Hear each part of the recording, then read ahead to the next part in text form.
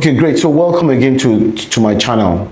Now there's this elephant in the room that I've been trying to address. I mean, you must have seen a couple of publications talking about the news that Africans have recently been banned from the UAE, particularly Dubai, right? And it is quite disturbing because not just Nigerians, but about 20 or 19 other African countries. I think the only one that I saw that was not in Africa was the Dominican Republic. And it's actually very funny because I'm asking myself why repeatedly, and this is not the first. The UAE has a history of consistently banning Nigerians and Africans from coming over to their country. And it begs the question in the first place, why us? Why us every single time? And what even got me quite concerned or disturbed lately was the fact that in a couple of days, I'm supposed to be at my friend's birthday party that's supposed to happen in Dubai. And he's sent out invitations. We're supposed to come there and celebrate with him because he's celebrating a landmark birthday. And people are coming from other parts of the world. They're coming from the United States, they're coming from Europe, even some are coming from Asia. But it's just, and he happens to be of Nigerian descent, and it's just those of us from Nigeria that have been prevented from actually coming. So unfortunately, except if something miraculous happens, we will not be able to find our way to Dubai to celebrate his birthday with him. I can imagine he must be quite disappointed, but I guess, the show must go on. It's his birthday. So, which leads me to the question, really, why us? Why us again? And I've seen a couple of videos that other people have created and other publications that other people have mentioned the possible reasons why we are being prevented from coming to the UAE. And I still feel that all the questions have not really been answered, to be honest. So let's go back to Dubai. What is it with Africans? What is it with Nigerians coming to Dubai in the first place? So allow me to take you on a trip down memory lane. I think it's about 10 to 15 years ago. Dubai, if not more, Dubai was largely seen as a shopper's destination. So let me not say shopper, I'll say a trader. If you're a trader, you are either going to China, you are either going to Turkey, or you are either going to Dubai. But nobody really saw Dubai as a tourism destination, a place where you can just go and relax, enjoy yourself. And because it was known as a place where you could get very affordable wares, and particularly those in the fashion industry, you can just bring it. And so even some people in the construction industry, you could just buy materials and bring it down to Africa and sell. So that was the magnetic appeal, that was the allure. But over time, I think with visionary leadership, with great efforts and expense in the tourism industry, I think everything just changed. Every single time you go to Dubai just has something new. And it is impressive to discover that right now, tourism accounts for 11.6%. It will be 11.6% of their GDP. Coming from a nation in which its main source of income was oil, was an oil-based economy, and they've taken it to a whole new level, such that Dubai is one of the most visited cities, or UAE is one of the most visited countries in the world, particularly Dubai, right? And it was at the time, about 10 to 15 years ago, the Europeans and the Americans were having fun with us. We're basically applying for visas, we're getting constantly refused. And people kind of got tired of it until Dubai UAE came to the rescue, and they started offering us visas without great requirements, with very little requirement. Just submit the biodata page of your passport, and basically in 48 hours, as long as you didn't have any criminal background or you've done anything wrong, and you could actually gain access to the UAE, particularly Dubai. So, and the beauty of it again was the fact that we were barely 6 to 7 hours away from there. So it wasn't far for us, and it was very affordable than going to other parts of the world. In fact, Dubai was so affordable that you'd rather go to Dubai than to go to other African countries, or even go to some European destinations. So that was really the appeal for us. And of course, as the tourism industry kept growing, I mean, every time you go to Dubai, there's always something new. There's always a new attraction. There are newer hotels. They kept developing their infrastructure.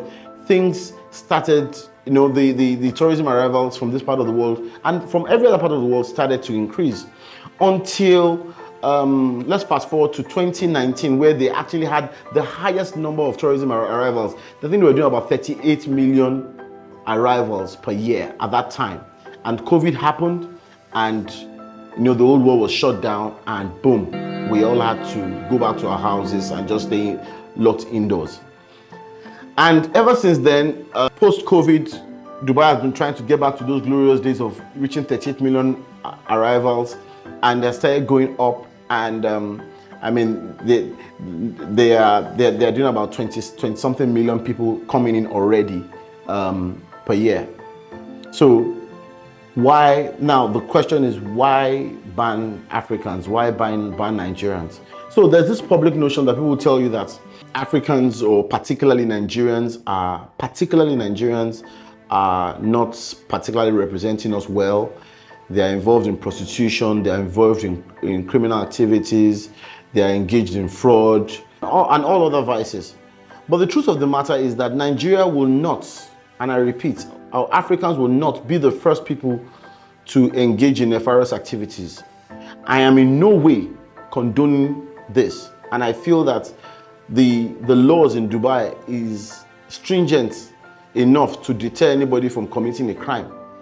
However, why select these group of people not to come to your country? And how convenient is it knowing that the World Cup in Qatar is happening in a couple of weeks? And so let's get down to the numbers. Dubai stands to gain a lot from Qatar hosting the World Cup, because the Qatar might not have enough rooms to be able to accommodate people in Qatar for the World Cup, and many people do not mind flying to Dubai, staying in Dubai, and they know that just basically one hour flight away from Qatar, in which they can experience the fanfare of the World Cup, right? So I felt that they needed a lot of room, right, to allow people to come in. But what they did not want, because now that there's high demand for the rooms or the tourism infrastructure, they wanted people that could pay the most, which leads me to the elephant in the room. You see, I want you to just picture it this way. Let's say you have Uncle A, he's a rich guy, he's doing very well, and you have Uncle B, he's always in need, he doesn't have money, and they come to your house. Which of these uncles would you prefer? The uncle that whenever he comes is always a good time for everybody, or the uncle that comes and is basically a taker? He comes in and squeezes the resources that the family has. At the end of the day, over time, you are just not going to like Uncle B, because Uncle B is a taker and Uncle A is a giver. And that is the way we must see this that's the way we must see this thing. Because, so if we look at the number of tourism arrivals in Dubai, in the UAE, the top five markets that brings tourism into the country is India, Pakistan, Oman, the UK, and even Russia. Yes, I said Russia. Russia, they account for most. These are the top markets that brings in tourism revenue into the UAE. Now, if you look at like the first 20 countries, it may surprise you to realize that there are only about 2 African countries on the top 20 list of tourism arrivals. In fact, let me say top 30. So there you will find Egypt, there you will find Sudan, and Nigeria. And within the last 6 months, Nigeria has about 68,000 arrivals to Dubai.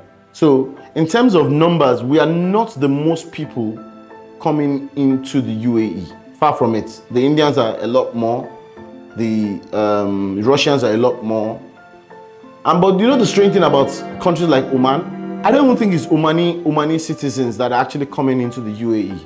I think it's other people, other Africans, because of the limited time they actually have to spend in the UAE, that actually go out, come into Oman, and in a couple of days they can quickly get a visa to come back to the UAE.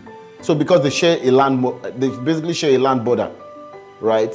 So more often than not, it is actually Africans going into Oman and coming back into Dubai. And that's why you see that Oman is like number 2 or number 3 on that particular list of tourism arrivals in the UAE. So back to the uncle analogy. Truth of the matter is that if you look at these top 20 African countries, right, some of them represent some of the poorest countries in the world. And when you are seen as a poor nation, it means that you have little disposable income. When you have little disposable income, to the host country, it simply means that these people are coming to take away from us, and they're not necessarily coming to give to us. And that's the truth. That's the truth that we have to face as Africans. The quality of a nation, of a people, is not of a nation is not in its resources, is not in its geographic space, but it's in the quality of its people. So the question is, who is the African? The question is, who is the Nigerian that is coming in? And because of this error of generalization, many people are seen as being broke, busted, and disgusted, right? They are seen as takers, and not necessarily people that are coming to bring in, to generate tourism revenue for them. Hence, you'll see a couple of Africans, or particularly Nigerians, coming in to live and work in these places. They do not want us to do that anymore. So for me, this is a shout out to our leaders in Africa, that if we do not grow and honor and empower and enrich the lives of our people, we'll keep getting this kind of reactions any and everywhere in the world. The truth of the matter is that we are being denied for one reason and one reason alone. Some of you might agree, some of you may disagree, but it simply is because we do not have enough disposable income. Because if not, why are they not trying it with Americans? Why are they not trying it with Europeans? And I don't want to play any victim mentality, victim game here. No. I'm just saying that it's high time that we start looking inward. Because if we just think that developing our infrastructure, right, is what's going to help us, then we are grossly mistaken. We need to develop our people. We need to enrich the lives of our people, such that when anybody says that person is an African, what it means what it should mean is that that person is educated, that person is prosperous, that person is a giver and not a taker. So, I mean, on that note, I wish I could have more time to talk about this, but I just wanted to just get to the basics. Some of the data that I used, that I gathered researching about this, I will share it on the screen with you guys. But the truth of the matter is that we as a people must start to look inward, because it's just tiring that we are not given access to the rest of the world like every other person does. Because the very, very best version of who you are, I honestly believe, always lies outside the usual and the known. My name is Biodo, and I'll see you on the next one. And before I go, so I mean, I'm very sorry, Wemimo. I wish I could be at your birthday, but Dubai will not have it. So I wish you many, many happy returns, and have a blast. But I'm sure we'll have enough time and opportunity to do this, whether back in Dubai or any other place in the world. Once again, happy birthday. Ciao.